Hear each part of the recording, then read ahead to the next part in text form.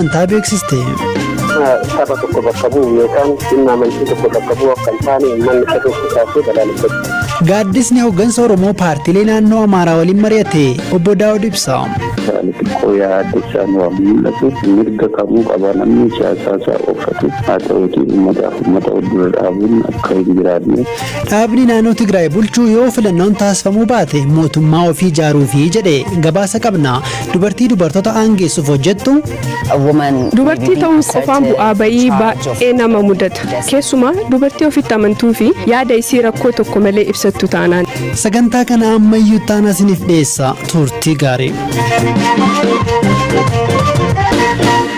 Godina Harargee Bahaa aanaa Kurfaa Calleetti manni kiristaanaa Ortodoksii Tawaahidoo 2 gubachuu manni kiristaanaa beeksise. Kuni kaleessa waaree booda karaawwate kutaa lallaba fuuraa Harargee Bahaatti hoogganaan tajaajila waliigalaa Malaaka Sebahaat Abrahaam Admaasu BBC'tti himaniiru.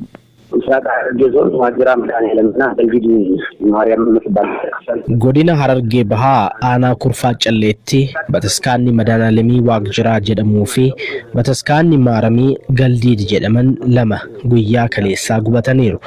Jarreen kana godhan beenzina naqaa guban. Kun kan ta'e kaleessa waaree booda. Kanaan ala Galdiiditti manni 3 gubateera.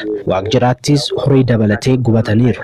Aanaa Qarsaattis meeshaan namootaa fi manneen gubataniiru. Bataskaanonni kunneen akkuma jiruun gubatan.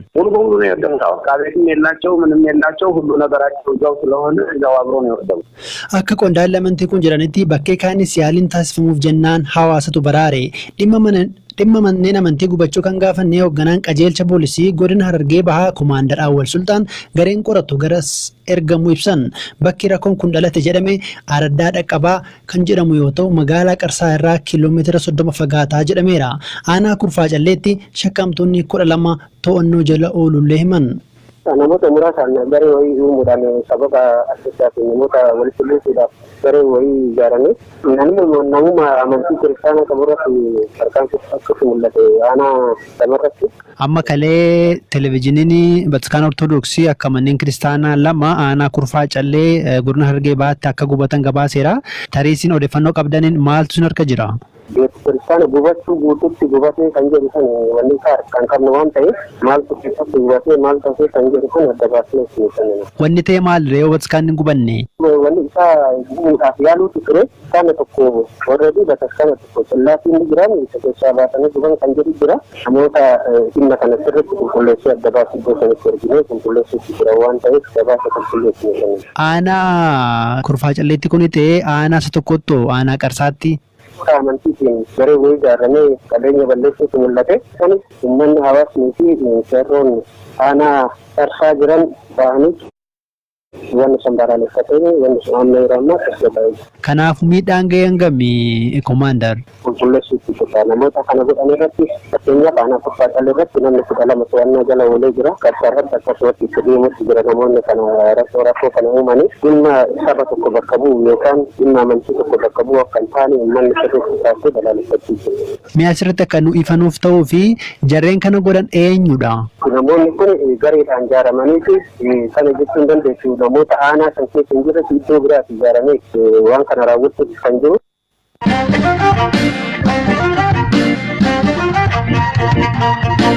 Gaaddisni hooggansa Oromoo paartii naannoo Amaaraa waliin marii gaggeesse. Mariin kun waajjira ministeera muummeetti kan gaggeeffamu yoo ta'u hooggantoonni paartiilee siyaasaa naannolee lamaaniitti socho'an irratti hirmaataniiru. Marii kana irratti ministeerri muummee Abiy dubbii taasisaniin yeroo dhiyootiyas waldhabdeen uummata lamaan gidduu baay'achaa akka dhufe eeraniiru.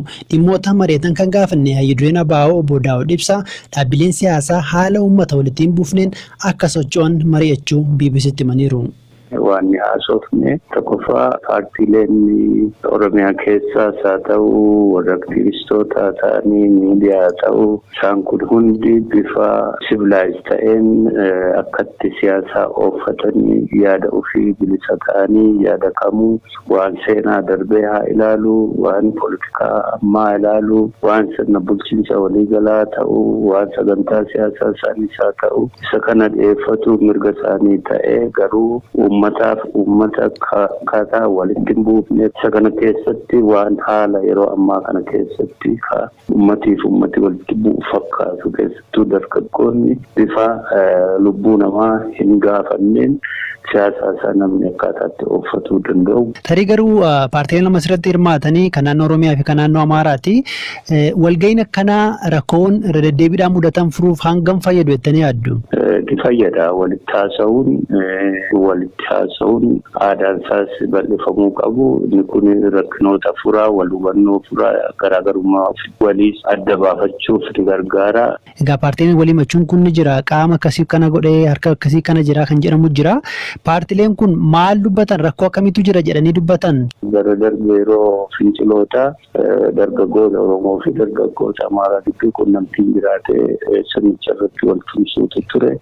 Sana duras qabsoo ture keessatti uummatii walirratti bobba'ee wal barbaadu jiru. Inni kun ammatti haala xiqqoo yaada isaan waan mul'atu. Inni kun haala mirga kamuu qaba namni siyaasaa isaa oofatu. Haa ta'uutii uummata wal dura dhaabuun akka hin jiraanne waan irratti gumaachinu kana jechuudha. Kanaaf paartileen akka paartileetti malee uummata karaatti walitti buusuun akkan sochoonedha wanni guddaan jechuudha. Inni guddaan isa kana irratti dhaqa jalqabneedha. Kana teeshinni jedhan sana yookaan wal dura dhaabbannoo uummata gidduu fakkaatu kun gatti qabbanaa deeme dorgommiin paartilee gidduu fi yaada isaan qabanii fi political program isaan qaban gidduu akka ta'u. Obbo Daawud Ibsaa guddaa galatooma. Fayyaa ta'e ulfaadhu.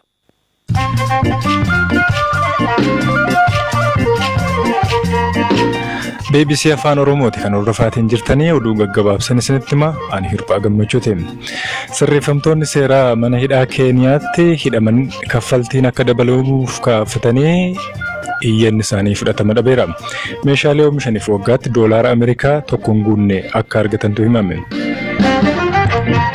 Gatiin insuliinii akka hin qaalofne hir'isaa jedhe dhaabbanni biyyoota gamtoomaniin. Qorichi haaraa oomishuu akka barbaadus dhaabbatichi himee jira.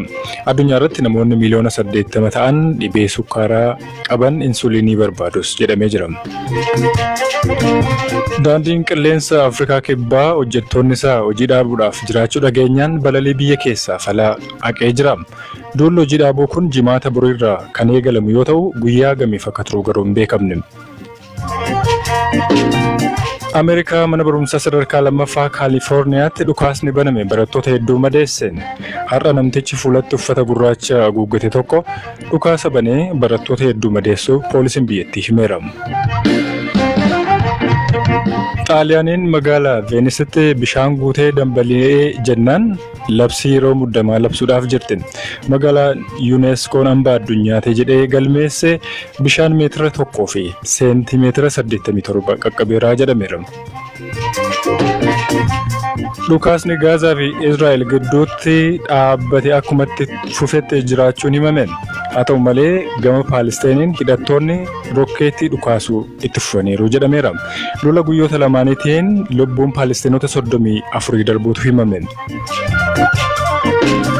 Turkiin lammii Ameerikaa miseensa Islaamic State ta'uu ibsite tokko biyya ishii keessaa ari'atte. Namtichi daangaa Giriikii fi Turkiitti danqamee ture kun Ameerikaaf dabarfamee kennamuuf jiraachuun ibsameera. Oduun sa'aatii kanaaf qabde isaan kana turan.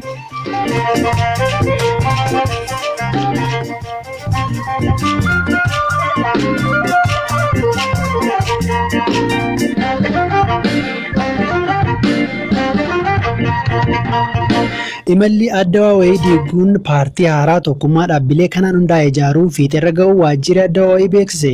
Dhaabichi kan naannoo Tigraay bulchuun alatti kaan sadan dhimma baquu dhaabichaa irratti waliigaltee irra ga'uus beeksiseera. Addi bilisa baasaa uummata Tigraay kana dura Addawaawii diiguun paartii haaraa hundeessuuf yaaduun gocha biyya diiguuti jedhee ture. Galaana Balaa gabaasa qaba.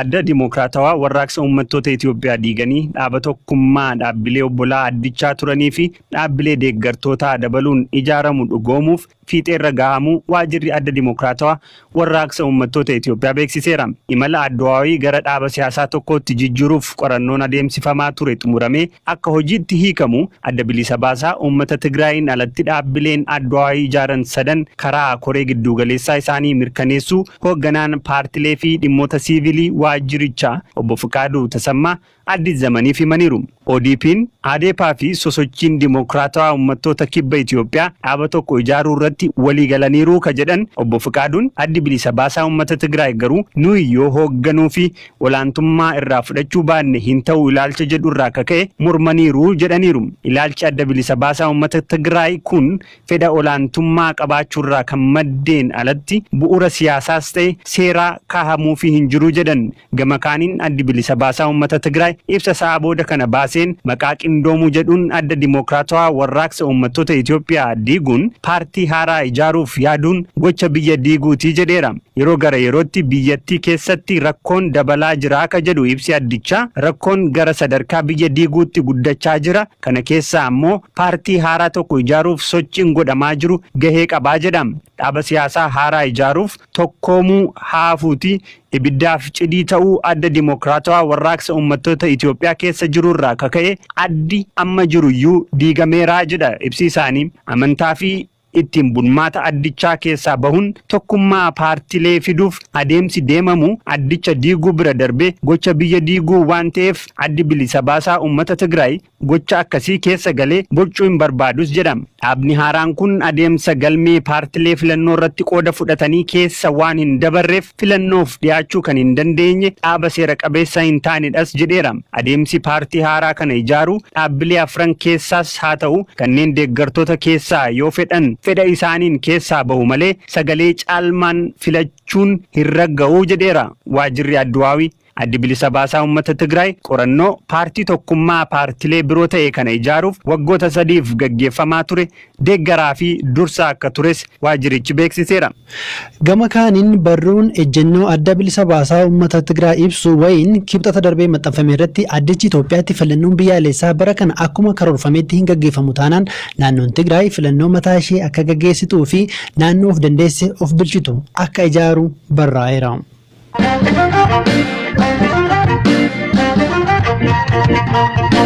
Torbaniin gaafa kamisaa gabaasa dubartoota irratti xiyyeeffate isheen eenyu jedhu dhageenya. Maqaan ishee Zaabiin Kaavumaadha. Waggoota 8 darbaniif hooggantuu olaantuu dhaabbata biyyoota gamtoomanii damee dubartootaa ta'uun tajaajilaa jirti.